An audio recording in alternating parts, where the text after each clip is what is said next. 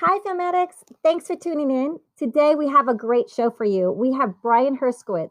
Brian is an award-winning filmmaker. He's also a member of the Writers Guild of America, the Producers Guild of America, and a SAG actor. He is a screen instructor for Boston University in Los Angeles, and his textbook, Process to Product, a practical guide for the screenwriter, is a valuable source for many screenwriters in Los Angeles and around the world. Brian, thank you for coming on the show today. Oh, thank you so much for having me. I'm thrilled to be here. Oh, I'm glad that you're here. And, all of our listeners love movies, and we all kind of have a favorite one growing up. I was wondering, can you tell us about one of your favorite movies growing up? Yeah, that's for me. It's a difficult question because I love all movies, and I used to stay up late at night and watch the double feature of horror films that they had where I grew up in Houston, Texas. They had a show called Weird, and it had two movies. Usually, it'd be like Wolfman or Frankenstein meets Dracula. I love that stuff, and then fairly early on in my youth, I became a huge fan of Woody Allen and just adored everything that he wrote and produced, and particularly films like that. I don't know how well they've traveled, but films like What's Up, Tiger Lily and Take the Money and Run. In fact, when I was about 11 years old, I had the strange experience of meeting Woody Allen in New York and actually playing stickball with him. But that's another story. Oh, you met Woody Allen in New York playing stickball. Wait, what is stickball? Is that kind of like Stickball is a street game that's similar to baseball, but it's played with a stick and like a tennis ball, I think. Oh, or something like that. And it's played on the streets of New York.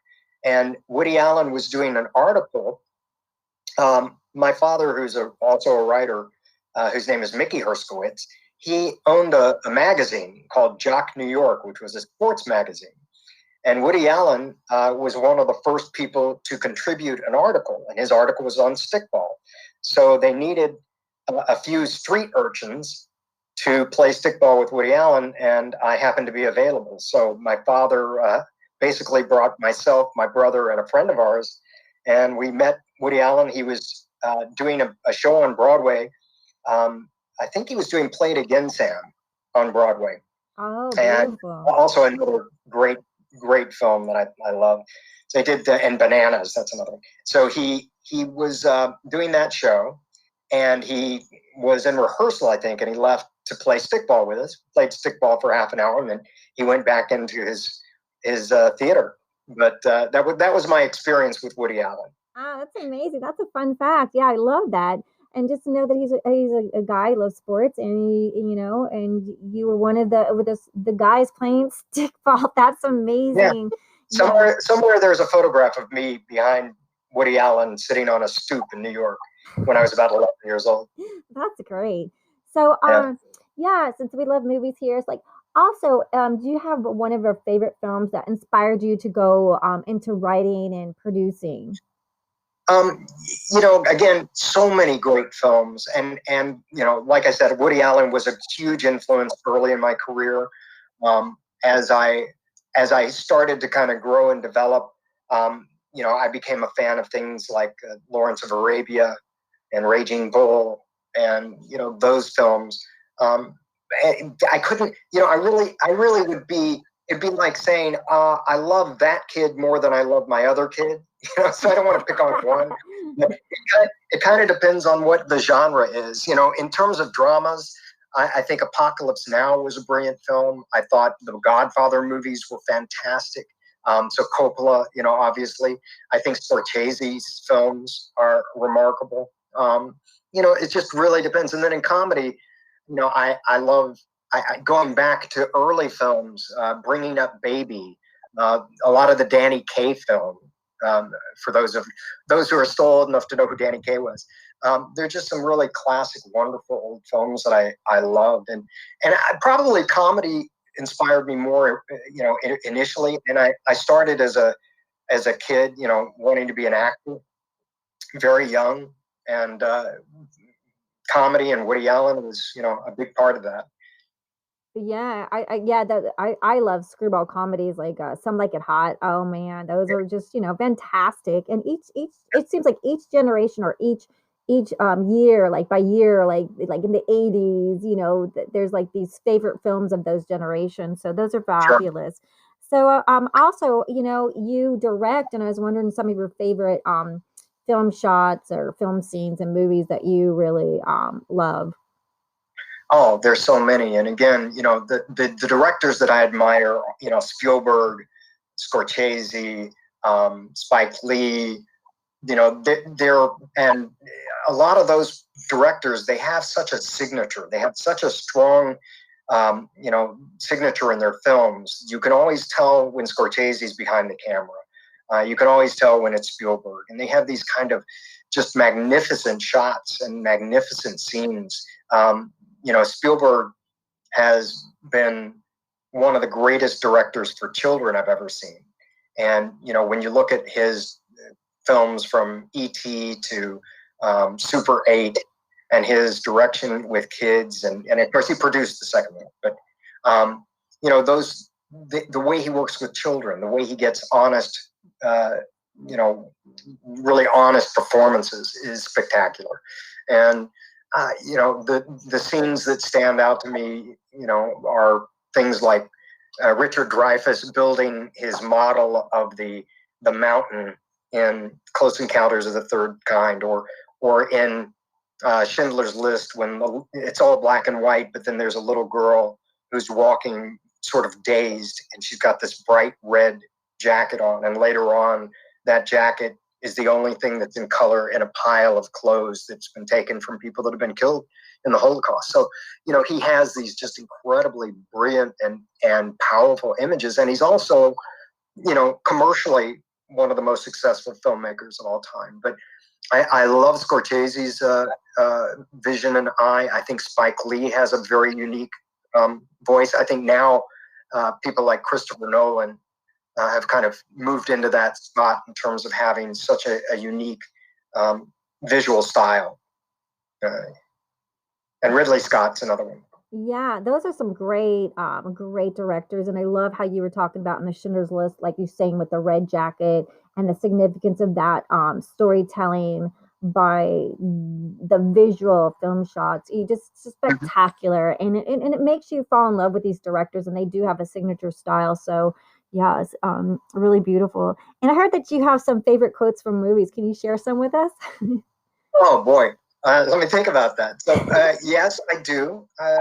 They're going back to Woody Allen. One of my favorite quotes is, he in Annie Hall, he has a quote where he says, love is like a shark. It has to keep moving to stay alive, and what we have here is a dead shark. I love that. I love is like a shark. Shoot, being in the film business is like a shark. You either sink or swim. Yeah. And some people get to make films on a big yacht, meaning they have all the money in the world to have like a great party on the yacht. And then there's the indie filmmakers who start, and we have like a little rowboat with a hole in it, and you're like, trying to keep it plugged in, and then like you're hopefully like the next time you go out to sea that you have like a bigger boat and a nicer boat. Yeah. And, Sure. Yeah. To us Absolutely. finally getting that yacht to make those films with the money and the to have like a real reward after it's finished shooting, to have that big party. But I love that. Love is like a shark. That's a great line. Yeah. And so you also write too. Is there a favorite character that you would have liked to either played or written? That's a favorite of you that comes to mind? I was always kind of a fan and considered myself as a young actor sort of a young Dustin Hoffman. I mean, I should live so long to be that good. But the things that he did always appealed to me. From Little Big Man, which was a fantastic film, and what was challenging about that film for an actor is it traveled from the time that he was a young man, 17 years old, until he was over 100. And he had to take that journey as an actor, and it was just phenomenal. And of course, The Graduate is still iconic. So those are kind of roles that I would have loved to have done. there's a part of me that's always wanted to be the action hero, the romantic lead, but I'm more of a character performer when I was performing than anything else. But yeah, that's the kind of film, the kind of part that I find interesting and challenging. Yeah. So speaking of that, since I think I have to say, well, and speaking of the action heroes, I think you could do it. Can you tell us about your world champion in judo and Brazilian jiu-jitsu? And please tell our audiences listening, Brian, who is a writer, director, and actor, what degree black belt in judo do you have? So I'm a fifth degree black belt in judo, and a first degree black belt in Brazilian jiu-jitsu, and a first degree black belt in Shotokan karate. But really, my first and biggest love was judo, and I spent time studying and training in Japan, and learned to speak a little Japanese. And in fact, that was a huge boost to my career, actually, because for many years as an actor, I made my living by doing voiceovers, and oftentimes they would need somebody who could speak Japanese and English, and wanted someone who could speak Japanese but not have an accent when they spoke English. So I would get cast for different shows, and I've done probably 200 films and I don't know how many television shows. I'm not always Japanese, but different things. And but I started judo when I was about 6 years old, and I was the state champion of Texas when I was 8, and continued on and continued to compete and trained. I was a finalist for the Olympics in 1980. Did not make the team, but then again, nobody went because we boycotted that year. That was the year that Russia had actually gone into Afghanistan, and we protested, and our protest included not going to the Olympics in Moscow. So that was one of the things that happened. But I continued to compete and continued to train, and now as an older competitor, I compete in the Masters category, and recently won both the World Judo Championships, and more recently I competed at the Brazilian Jiu-Jitsu Master Championship and won the World Master Championships in my division as well. So been doing it a long time. Amazing. That's just so incredible. And also, we're just going to let our audience know, in case they want to read some books, that your father, as you kind of mentioned, he is a best-selling author, and he's written books with Betty Davis, George Bush, Dan Rather, Gene Tierney, and over 60 other world famous people. So wow, it definitely runs in the family. Writers in. So that's amazing. For those of you who remember Betty Davis, my father worked with her for many years, and there's a very funny story about that. He had been working with her for about a year, and he never really talked about my being an actor or being in the business. And finally, he got the nerve up to say, and he always called her Miss Davis. He said, Miss Davis, I have a son who is an actor. And her response was, how tragic. Oh my God. It's like she's like a rough road, kid. Rough road. Yeah. Stand in line. At the time, I was studying with Milton Katselas, and Milton had directed Betty Davis in a TV movie, I think, called The Whales of October. And I said, hey, you should tell Betty that I'm studying with Milton Katselas. And he got the name Milton Katselas out, and she said, oh, what a horrible man. So she was very opinionated. And in fact, a couple of years later, she had put the book on hold. But prior to that, she had met with my father, invited him to dinner for the first time in 2 years. He came to her apartment. And after the dinner, he was leaving, and she stopped him and said, Mickey, before you go, and this was through a closed door. He had already gone into the hallway. He said, yes, Miss Davis. And she said, I've been thinking about it, and I think you should change your name for the book. And of course, my father was thinking, well, Herskowitz is my family name, and I know it sounds a little bit, ethnic, but it's, I've been writing under that name for years, and starting when I was 16 years old. And my grandfather used to stay up to listen to my name on the radio when I worked, on the radio. And he's about to launch into that. And she says, yes, I don't think the name Mickey is dignified enough. I think your name should be Michael. And he said, yeah, okay, Miss Davis, that's very interesting. I'll take that under consideration. About 3 years later, when the book was ready to come out, he got a panicked call from the publisher, the editor of the publishing company, who said, Mickey, we don't know what to do. Betty Davis has sent back the contracts unsigned, saying that your name has to be Michael Herskowitz, not Mickey, on the book.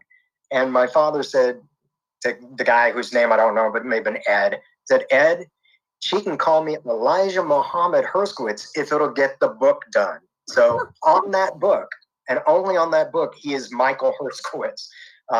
Of the 60 or 70 books he's written, that's the only one. Mickey Michael. Yeah. Well, didn't think Mickey was dignified enough. So. Oh, well, I like Mickey. Everyone likes Mickey Mouse. So, potato, right? So I'm glad that he has both choice names and kept with his name, Stick to Your Guns. So, yeah. And Brian, can you tell us how you started on your career path? Yeah, I started, wanted to be an actor very young. I mean, literally when I was 6 or 7 years old, I decided that's what I wanted to do. And I started, taking classes at the kids, theater groups in Houston, Texas, where I'm from. And really stuck with that. That was always, I had all the little boy things that, kind of came up. I wanted to be an astronaut and I want to be a firefighter, but really never gave up the dream of being an actor. So in the late 1970s, I moved to Los Angeles after spending time in Japan, and to really pursue a career as an actor. And I worked in LA for a while and did a few shows, and I was Willie Ames's drummer on Eight Is Enough, and did a few guest spots here and there. But I really wasn't catching fire, so I needed to find a job that would pay the rent. And one of my friends in an acting class was a producer who was working on a television series called Tour of Duty. And I had started writing screenplays just on spec at that point, and had actually had a little bit of luck. I had somebody who had read a screenplay of mine and wanted to option it, and that led to my landing with an agent. So I started to get a little bit of notice as a writer, but I was still pursuing the acting career and not making much money. So I ended up going to be the post-production assistant on a series called Tour of Duty, which is about the Vietnam War. And this was in the mid-'80s. And I worked as the post-production supervisor for the first season, and then was promoted to associate producer the second season. And then the third season, they came to me and said, would you rather write or produce? And I said, I'd much rather write. And they said, well, we really need you to produce, but we'll give you a script. So they gave me a script to write, and it turned out that was one of the better received episodes of the year. It got a TV Guide, pick of the week that week, which was, to me, felt like a big deal. And because of that, I ended up being signed by William Morris, which at the time was just William Morris, not William Morris Endeavor. And at the time, they were one of the big three agencies. And I was with them, and that really started my career. And I started working mostly in television, but some in features, and continued that on. And then my path kind of went from television into independent feature producing and writing. I was working as an executive with a company out of New York called Artist Media Cooperative. And they produced a few different films and a few projects that I was involved with. One of the films that they did was called The Guitar, which was directed by Robert Redford's daughter, Amy. And it was her first film as a director. And went to Sundance and did quite well. Very good film. Not a hugely popular one, but very good. And I produced web series and created pilots and did a feature for Co-op Productions. And then after that, started really pushing a little bit further into the world of independent film production, and co-wrote, produced about half a dozen films. Amazing. I really like Tour of Duty, and I just think that that's really a special project, and that sounds amazing. And yes, you certainly have the gift of writing, producing, acting. And so can you tell us, like, when you were shooting, was this a shooting in New York where it was 105 degrees? Can you tell Oh yeah, yeah, the audience yeah. about what it's like to make films? Everyone thinks it's so just fun all day long, but you've had a You little know, New incident. York. Yeah, New York is a great city. I love the city. It's a difficult place to work in, particularly difficult place to film in. And but we were doing a film in what is basically Washington Heights, around 105th Street, 106th, maybe a little higher up. And it was summer, and it was brutally hot. And we had a bunch of kids. I don't want to talk about what film it was, but it was one of those experiences where in the middle of the shoot, the hairdresser and the makeup person got into a fist fight on the streets of New York. While we're standing there trying to separate the two of them, there's a car accident right there where a pedestrian is hit, and I look over and they've been knocked about 30 feet through the air, and I ran over there, stopped the fight, then ran over and administered first aid to the person on the ground, and then that same day we had a torrential thunderstorm that wiped the set out. So it was just one thing after another that we had to deal with. And part of my job, I feel, as a producer is sort of like the lifeguard who sits there, looking for the shark's fin. And to tell everybody to get out of the water. So I'm constantly looking for what are the problems, what happened, how do we fix that? And yeah, it was wild, but it was a great learning experience, and I wouldn't have traded it for anything. Yeah, and so Brian, over the holidays, how has pandemic impacted your art? Have you been able to work on anything? Yeah, I kind of have. Pretty early on, I got the feeling that it was going to be a while before we got back into production. And I was sitting around thinking, what do I want to do? I have to stay creative. I have to keep working. And I started working on a novel, which I've now finished, which I hope to be published soon. It's called Conceptus. And it's based on a screenplay that I'd written. So I wrote a novel based on a screenplay. I'm continuing to work in getting networking and finding film finance entities that I can work with to get my projects out and done. I have about half a dozen films that are on my own personal slate that I'm trying to produce and direct. And then I have probably another 6 or 7 films that people have brought to me that they want me to produce or that I'm helping them with in trying to find financing.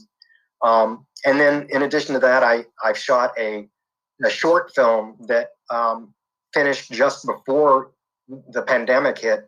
So I was editing and putting that together, and it's now out to festivals and has done fairly well, has won a couple of smaller festivals. And I also have done a podcast that I'm working with you on, as you know. Yeah. Yes, called Thrilling Stories, Identity Theft.